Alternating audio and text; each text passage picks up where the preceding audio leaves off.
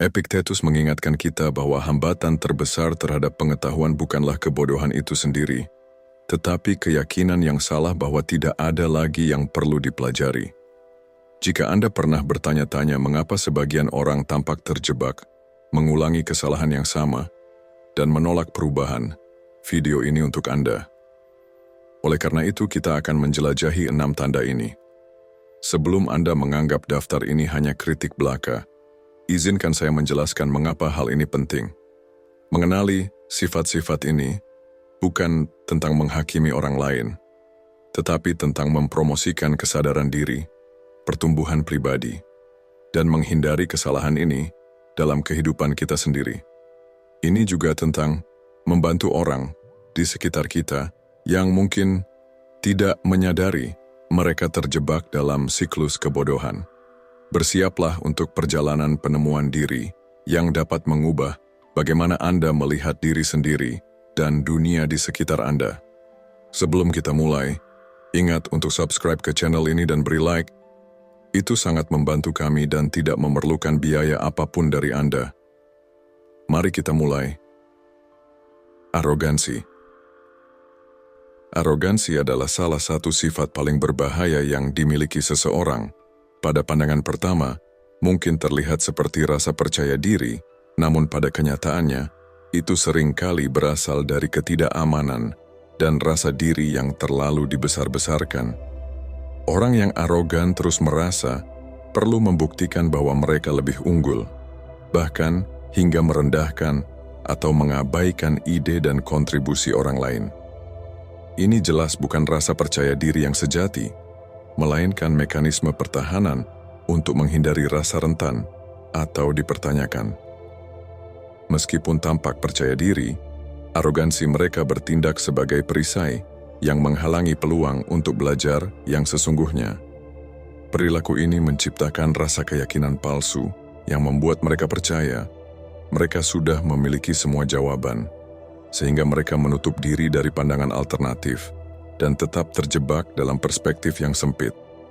Masalah besar dengan arogansi adalah bahwa ia mencegah kemajuan. Orang-orang ini merasa mereka sudah tahu segalanya, jadi mereka berhenti mendengarkan orang lain dan gagal untuk beradaptasi dengan informasi baru. Alih-alih berkembang dan memperbaiki diri, mereka tetap stagnan dalam dunia yang sempit.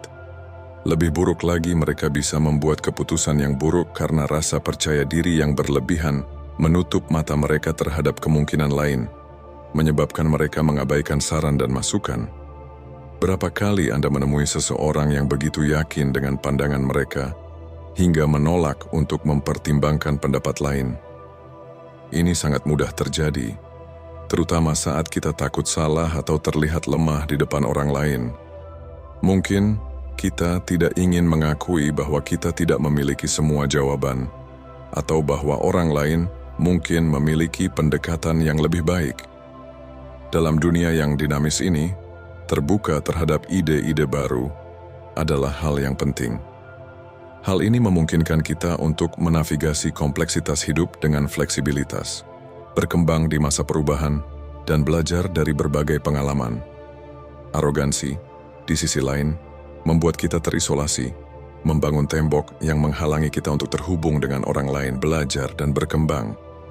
Dengan mengadopsi kerendahan hati, kita membuka diri terhadap ide-ide baru, pertumbuhan pribadi, dan hubungan yang lebih dalam. Dengan mengakui bahwa orang lain memiliki sesuatu yang berharga untuk ditawarkan, kita tidak hanya meningkatkan diri kita sendiri, tetapi juga memperkaya pemahaman kita tentang dunia. Pikirkan, kapan terakhir kali Anda benar-benar mendengarkan seseorang tanpa menghakimi atau merasa perlu membuktikan pendapat Anda? Apa yang Anda pelajari dari pengalaman itu? Momen-momen keterhubungan yang tulus dan keterbukaan adalah tempat di mana pertumbuhan pribadi yang sejati terjadi. Stoikisme modern mengajarkan kita bahwa kekuatan sejati bukanlah tentang memaksakan pendapat kita, tetapi tentang merangkul kebijaksanaan yang bisa dibagikan orang lain.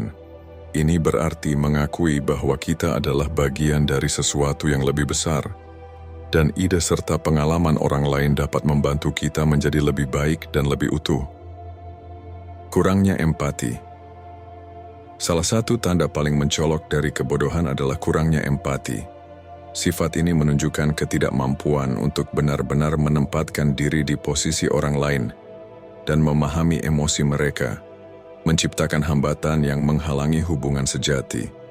Dalam kehidupan modern, di mana hubungan, baik pribadi, profesional, atau sosial, bergantung pada kecerdasan emosional dan pemahaman, kurangnya empati dapat membawa konsekuensi serius.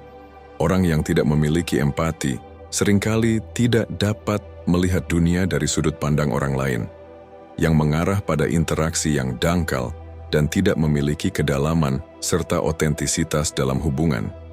Empati adalah jembatan yang menghubungkan kita satu sama lain.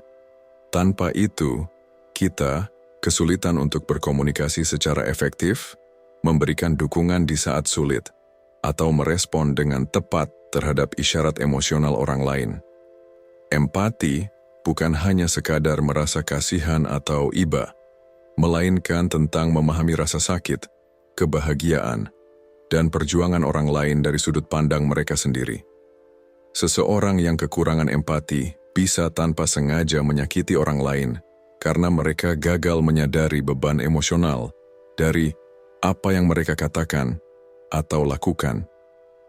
Seperti yang dikatakan oleh Marcus Aurelius, kebahagiaan hidup Anda bergantung pada kualitas pikiran Anda, menekankan pentingnya pemahaman emosional dalam membentuk hubungan dan kesejahteraan kita secara keseluruhan.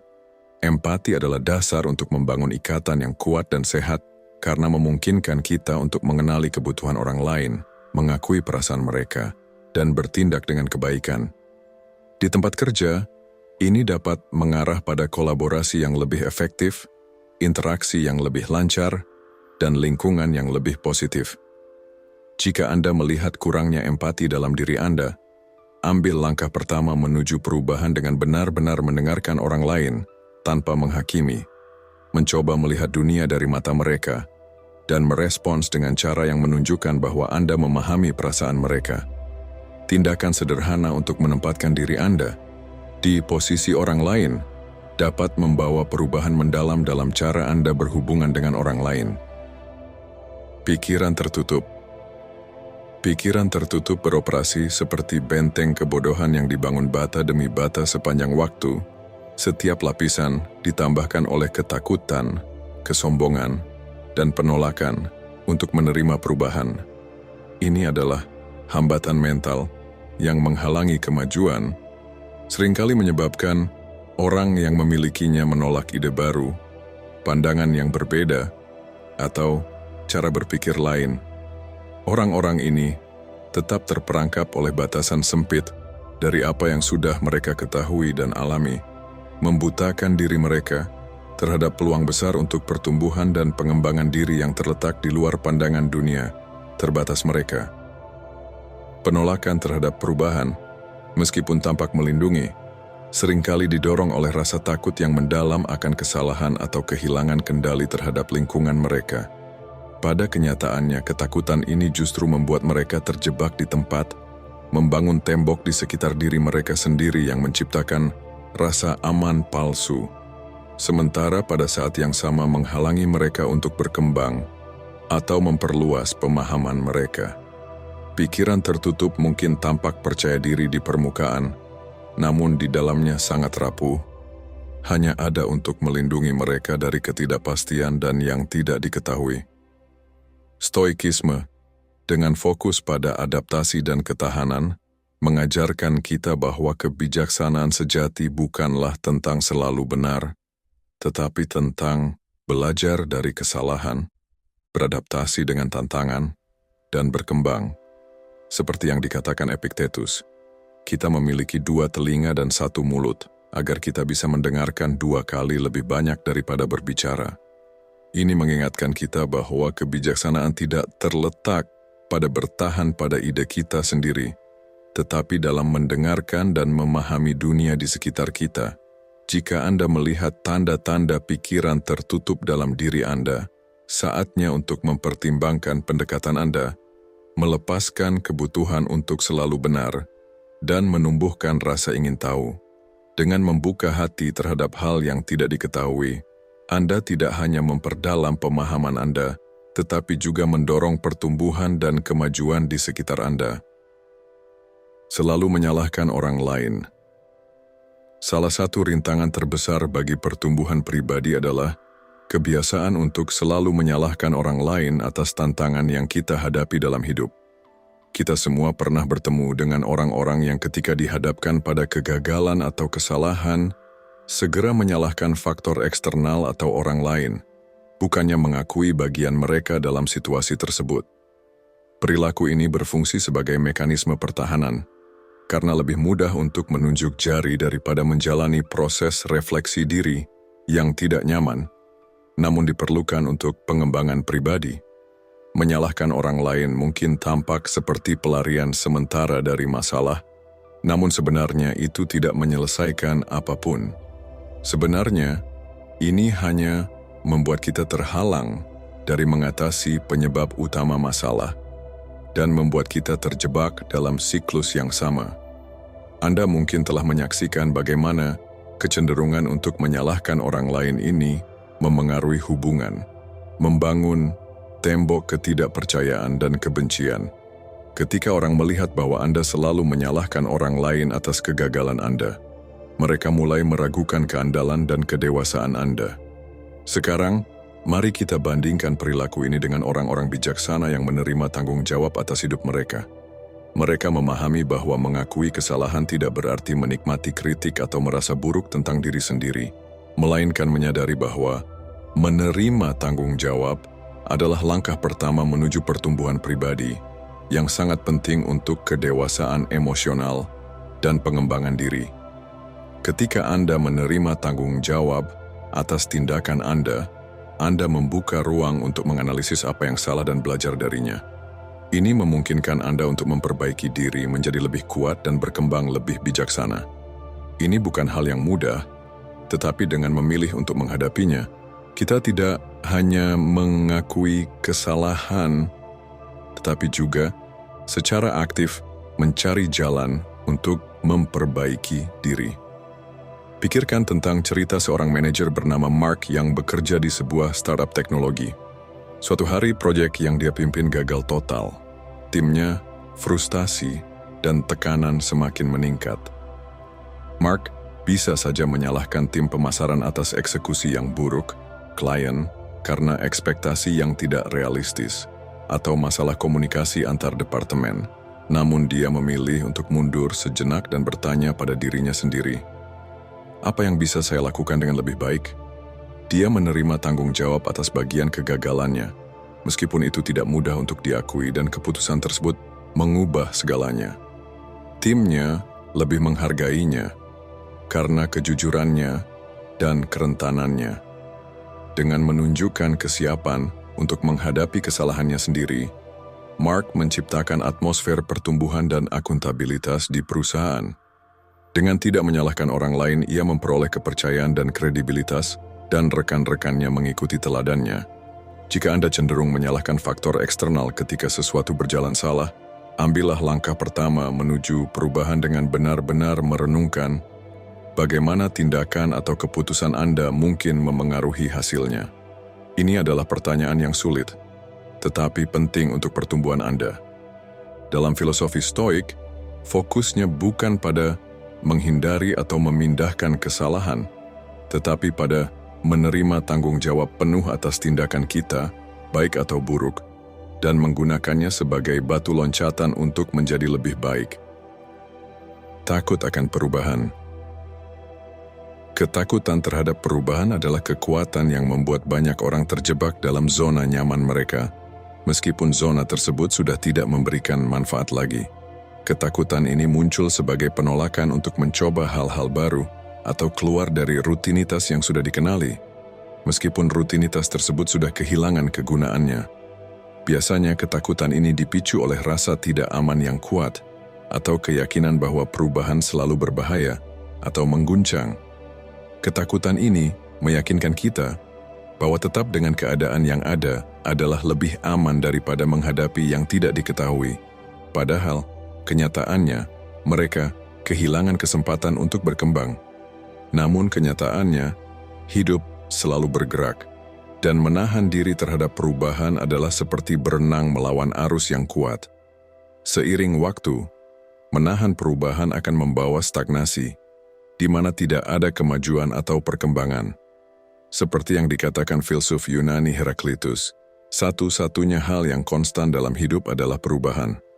Perubahan adalah tak terelakkan, dan semakin cepat kita menerimanya, semakin cepat kita bisa beradaptasi dan berkembang. Mereka yang menerima perubahan seringkali adalah orang-orang yang berhasil meskipun menghadapi kesulitan, karena mereka memiliki fleksibilitas untuk berkembang sesuai dengan keadaan mereka. Mereka memahami bahwa perubahan bukanlah sesuatu yang perlu ditakuti, melainkan kesempatan untuk transformasi pribadi. Stoikisme modern mengajarkan kita untuk melihat perubahan melalui lensa kemungkinan, bukan sebagai ancaman. Stoik seperti Marcus Aurelius percaya bahwa kunci hidup yang memuaskan bukanlah menghindari kesulitan atau ketidaknyamanan, tetapi belajar bagaimana menghadapinya dengan ketenangan. Seperti yang ditulis oleh Marcus Aurelius, hambatan dalam tindakan memajukan tindakan, apa yang menghalangi jalan menjadi jalan. Ini mencerminkan keyakinan bahwa rintangan dan perubahan bukanlah penghalang, melainkan langkah menuju perbaikan diri. Banyak bicara daripada mendengarkan. Salah satu perilaku yang paling umum pada orang-orang yang kesulitan mencapai kebijaksanaan adalah berbicara lebih banyak daripada mendengarkan. Mudah untuk terbawa berbagi pikiran, pendapat, dan ide kita, tetapi ketika kita menguasai percakapan dan gagal memberi ruang bagi orang lain untuk menyampaikan perspektif mereka, kita melewatkan kesempatan untuk belajar, berhubungan, dan berkembang. Pikirkan, pernahkah Anda berada dalam percakapan di mana orang lain berbicara tanpa henti, tanpa memberi Anda kesempatan untuk berbicara, atau mereka menunjukkan sedikit minat terhadap apa yang Anda katakan? Ini sangat frustrasi, bukan? Anda mungkin merasa diabaikan atau tidak dihargai. Hal ini terjadi karena ketika seseorang berbicara terlalu banyak dan jarang mendengarkan, mereka mengabaikan nilai pandangan orang lain. Orang-orang ini akhirnya tidak membentuk hubungan yang kuat atau menemukan kesamaan karena mereka tidak meluangkan waktu untuk benar-benar memahami bagaimana orang lain merasa dan berpikir. Pentingnya mendengarkan lebih dari sekadar mendengar kata-kata. Itu tentang memberi orang lain ruang untuk berbicara dan benar-benar menyerap apa yang mereka sampaikan. Ketika kita mendengarkan dengan aktif, kita menunjukkan rasa hormat dan penghargaan kepada orang lain yang memperkuat kepercayaan dan memperdalam hubungan kita. Bayangkan betapa lebih kuatnya hubungan Anda jika Anda meluangkan waktu untuk benar-benar mendengarkan orang-orang di sekitar Anda. Sikap ini mendorong kolaborasi, pemecahan masalah, dan empati, kualitas kunci untuk kesuksesan.